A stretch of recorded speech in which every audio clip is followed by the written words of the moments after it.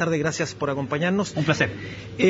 ¿Lo sorprendió esta resolución en términos de que continúa la prisión preventiva para ambos?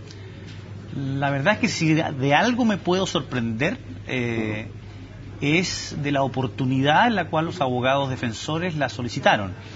Evidentemente que uno en materia de una litis, de un litigio, de un juicio, siempre hay contingencias inciertas, pero en términos de las resultas, lo que puede devenir de una actuación que hace un profesional. Sin embargo, hay casos como este en el cual la lectura que un abogado puede hacer y el público puede hacer respecto a lo que va a resultar de una gestión judicial es mucho más fácil.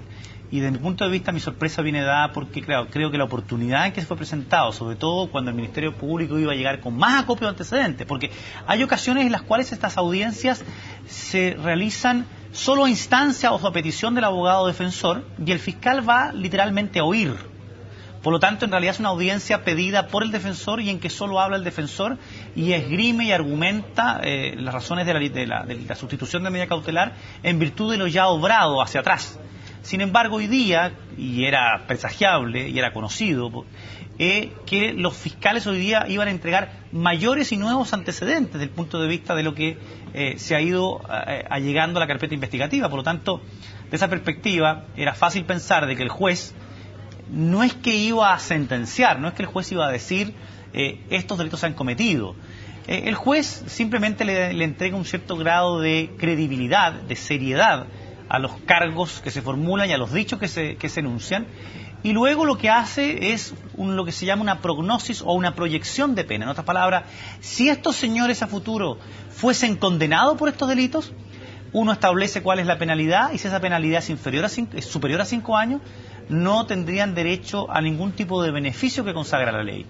Esa es la razón por la cual un juez le aplica la prisión preventiva, porque cuando se hace una proyección y esa proyección de pena te entrega una pena inferior a 5 años, tú dices, estoy anticipando pena, por ende le voy a dar la libertad. Y en este caso, esa prognosis de pena, con su experiencia, ¿dentro de qué rango podría apuntar en el caso de que estas personas que han sido formalizadas finalmente sean halladas culpables? Lo que pasa es que aquí el punto de inflexión, de mi punto de vista, de lo que es el rigor, la extensión de la pena que puedan ser objeto estos encausados, viene dada fundamentalmente por el delito de lavado de activos. Sí. Respecto a eso le quiero preguntar algo, porque se ha sostenido, por lo menos en las dos audiencias que se ha debatido la prisión preventiva de estas personas, de que no existen antecedentes suficientes como para pensar o para darle credibilidad a esta tesis de que habría lavado de activos.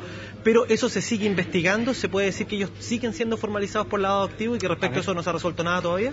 Es que es fundamental que la opinión pública trate de entender en cortos minutos cuál es el alcance real que tiene una formalización.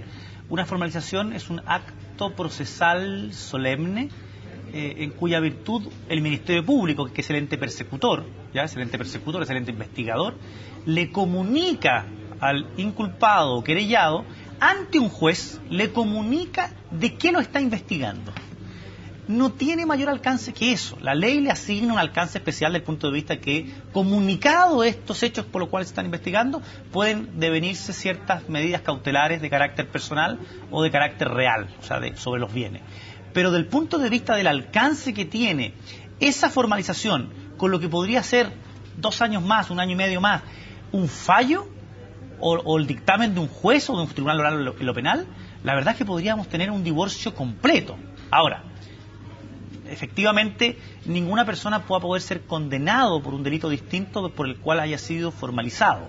Respecto a eso mismo, escuchábamos al magistrado cuando estaba dando finalmente su resolución, que decía que la formalización, cuando se refería al delito de el uso de información privilegiada por parte de Pablo Alcalde, se refirió solamente a la compra de acciones que se habría realizado durante el periodo que fue señalado en la formalización, en la audiencia de formalización. Dijo que solamente se podía referir respecto de eso y que los nuevos antecedentes que habían sido entregados hoy día, o por lo menos respecto de una compra posterior, no se iba a pronunciar. En ese sentido, la formalización también raya la cancha respecto de qué es lo que se va a poder investigar o no, o qué coherencia va a tener que seguir de ahí en adelante el fiscal. A ver, lo que voy a decir no tiene que ver con un tema de la voluntad que haya tenido el legislador en su minuto, tiene que ver con ripios propios que tiene la existencia de un tribunal plural, colegiado. Es un tribunal que tiene varios jueces, ¿estamos?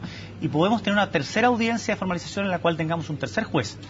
yo debo ser bien franco, yo creo que aquellas rayadas de cancha o lineamientos o aquellas directrices que establecen los magistrados no resultan vinculantes ni obviamente para el Tribunal Oral y lo Penal y tampoco para las subsiguientes audiencias que hayan. Si tú mal no recuerdas, la jueza Oroz, en un dictamen con vocablos muy poco felices, señaló que aquí se encontraba establecidos ciertos delitos, que tenía la convicción de determinados delitos. En otras palabras, si realmente esas convicciones, esos establecimientos tuviesen carácter vinculante para las audiencias venideras, y para qué hablar de un juicio oral, la verdad es que estaríamos enfrente de prejuicios o antejuicios, lo cual desde el punto de vista de lo que es la voluntad del legislador y la ley no corresponde. Entonces, a mí me parece fundamentalmente que aquí la complejidad que va a venir dada por el delito de lavado de activos es porque se trata de delitos fundamentalmente cometidos entre el destape del escándalo, para hablar en términos periodísticos, y el momento en que fue formalizado Pablo Alcalde. Y ahí va a surgir una complicación bastante importante, puesto que en el fondo lo que se plantea es, señor, usted, los efectos emanados de un delito, como es el delito de la ley de mercado de valores, esos efectos usted los distrajo, esos efectos usted los disfrazó, y resulta que en realidad lo que hizo el señor alcalde es mover su activo de forma sospechosa, pero mover su activo, mover su patrimonio en un periodo en el cual no existía prohibición de moverlo, digamos. Pero hubo allí situaciones que parecen por lo menos sospechosas, ¿no? Por ejemplo, cuando dos de estas personas, entiendo que el señor alcalde y también Julián Moreno, disuelven la sociedad conyugal. Eso no sé si estará normado en alguna ley, en el Código Civil, donde sea, pero hace por lo menos sospechosa esa acción en términos de que, ¿por qué justo en ese minuto, cuando, digamos, se puede venir una debacle en términos patrimoniales, yo disuelvo la sociedad conyugal? Lo que pasa es que, a ver, en primer lugar se trata de una, a ver, los abogados que asesoraron a estos personajes no descubrieron el fuego con esto, digamos que la separación de la sociedad conyugal es una de las partes, una parte del engranaje habitual que se tiene cuando se quiere blindar los bienes de una persona. Eso es una primera cosa. Lo segundo, creo que esto no es más que la resultante de un defecto que tiene la ley. La ley penal antigua, tan vilipendiada, digamos, contemplaba la posibilidad que ante determinados hechos graves y calificados, el juez, con la interposición de la querella, pudiese establecer estas medidas de cautelares reales. Estas palabras, paralizar bienes, congelar activos. En cambio, el sistema penal nuevo, salvo alguna opinión disidente, considera que esas medidas cautelares se pueden aplicar solo y siempre y cuando haya una formalización. Por lo tanto, se produce un tiempo intermedio, con una suerte de limbo, que es entre que se destapa el caso, probablemente por llamarlo de alguna manera, y que te formalizan. Y eso puede ocurrir sin un año, 7 meses, 5 meses. Entonces uno en ese periodo se pregunta, bueno, ok, es una operación poco ortodoxa. A lo mejor no se hubiese hecho si no se hubiese destapado. Pero los abogados, y sobre todo en materia penal, tenemos que manejarnos desde el punto de vista de lo prohibido versus lo permitido. Pero no hay un ánimo, por lo menos, que el Código Penal, con alguna norma genérica, pueda sancionar, sí, o lavado civil. Se llama celebración de contrato simulado, que es una figura que tiene una pena ínfima al lado de esta pena de lavado de activos. ¿Estamos? Ínfima. Entonces, creo que tiene un poquito de artificiosidad, y lo digo con cierta responsabilidad y respeto a sí mismo, esta figura, que por lo demás es la que sirve de basamento para que la Fiscalía pueda mantener las prisiones preventivas. Si no, se le pondría muy cuesta arriba a la Fiscalía poder mantener estas prisiones preventivas. Sobre ese punto de la prisión preventiva de Pablo Alcalde, con esta resolución que ha tomado el juez y que ha dicho que a él no le hace fuerza todavía esta tesis del delito de uso de información privilegiada, por lo tanto hay una variación en cuanto a la estimación que tuvo la jueza Orozco. ¿Cree que la Corte de Apelaciones va a tener un escenario mejor, o por lo menos va a tener probabilidades de variar esta prisión preventiva? La gente que se entere, le debo decir algo, la Corte de Apelaciones no tiene la más remota idea, ni siquiera tiene a la vista, cuando resuelve esto, ¿qué dijo el juez de base? Nada. Es decir, le servirá de antecedente a la prensa especializada, digamos, pero los jueces, incluso cuando ven un recurso de nulidad de un juicio oral, no tienen la más remota idea qué es lo que se resolvió. O sea, tienen que en el fondo resolver en un estado de la cinta en blanco, digamos. Por tanto, si te estoy diciendo que lo que dijo la jueza Oroz está demostrado que no fue vinculante para el juez de Orellana, si lo que dijo el juez de Orellana no va a ser vinculante para el juez que oficie la siguiente audiencia, y lo que dijeron los tres no va a ser vinculante para lo que ocurra en el juicio oral, créanme con mayor razón que lo que dijo ninguno de esos jueces, ni lo que diga el Tribunal Oral en lo penal, va a ser vinculante para lo que finalmente pueda resolver la Corte de Apelaciones. ¿Cuánto tiempo pueden estar en prisión preventiva ellos? Digamos, en términos legales, ¿hay un plazo máximo o no? A ver, tanto tiempo como los jueces consideren que constituye un peligro para la sociedad o para la investigación, o que exista a su respecto un peligro de fuga. Tanto tiempo. Lo único que la ley consagra a este respecto es un plazo de 6 meses en que el juez, aun cuando las defensas no soliciten la libertad, el tribunal de oficio debe citar una audiencia de discusión sobre medidas cautelares. O sea, en este caso hablamos de una investigación que por lo menos va a durar... La investigación es otra cosa distinta. La investigación está obligado... A ver... Pero en este caso se fijó en 8 meses. Eso es otra cuestión que puede inducir equívoco incluso también a la prensa y a la gente. El que se haya fijado un plazo de 8 meses no significa que va a durar 8 meses. ¿Se puede ampliar? Evidentemente se puede ampliar, porque puede ocurrir que a los 8 meses la Fiscalía cierre y las defensas tienen siempre derecho a pedir la reapertura. ¿Estamos? O en su defecto, cuando vence el plazo, la Fiscalía, antes de que vence el plazo, puede pedir una audiencia de aumento de plazo. Por último, le quería preguntar, usted decía que este delito, el más grave que ha imputado, pero que ha formalizado el Ministerio Público, que es el lavado de activos, lo veo un poquito artificioso. Dejando fuera ese delito. Su construcción. Sí, pero dejando fuera ese delito. Los otros delitos por los cuales han sido formalizados estos ejecutivos de la Polar, estamos hablando de penas de sobre 5 años.